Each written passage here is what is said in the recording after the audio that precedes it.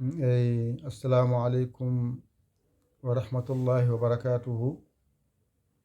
Bandiraɓe sehilaɓe, ko salminde on e juurade on yafnade goto kala e mon.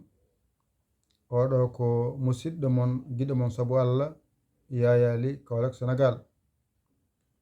Alhamdulillahi rabbil alamina, woodi musidɓe men ñaagiɓe wonde jiyata bindi hay batte wadde e dendagal yiɗɓe jangude bisimilla mumen ɓe jiyata bindi ɓe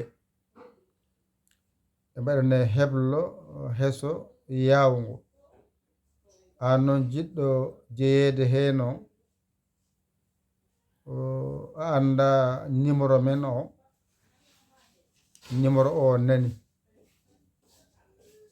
hay numéro o mon ɗon.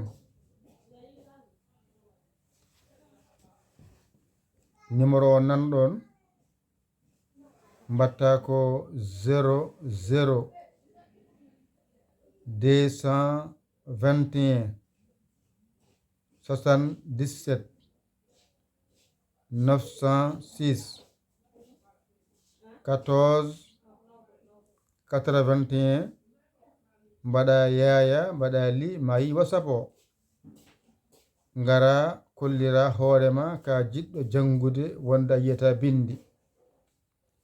Ɓe jiyata bindi ɓe jiɗi wallede no mbattirta yiide bindol ngol. Ma waɗa noon heblo pular e sifa daɓɓo,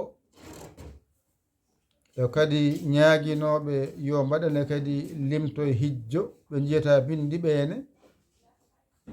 Ɓen kadi ma mbaɗane heblo heso no ɓe paamirta ko yaawi.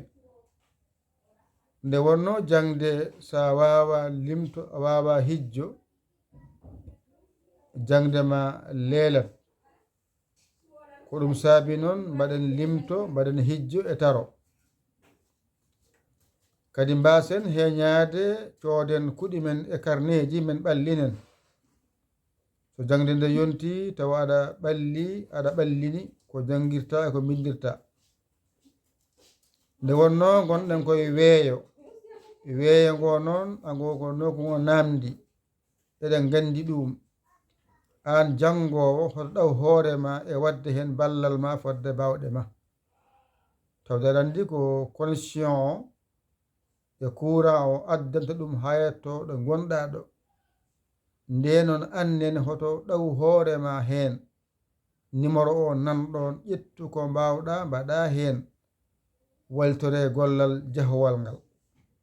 Kono so goto fof no wi on jarama, jokke golle, kadi ko jiɗi jangude kadi gasata ko jiɗɗa ko yo jarane hunde.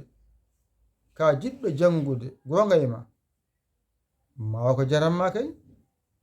Ɗum noon wadde waɗama erago wonande jiɗɗo o min mbi. Numéro o nani ɗon, an jiɗɗo jokkodira numéro o, min jiima min ganda numéro ma, min binduma haade fuɗɗede.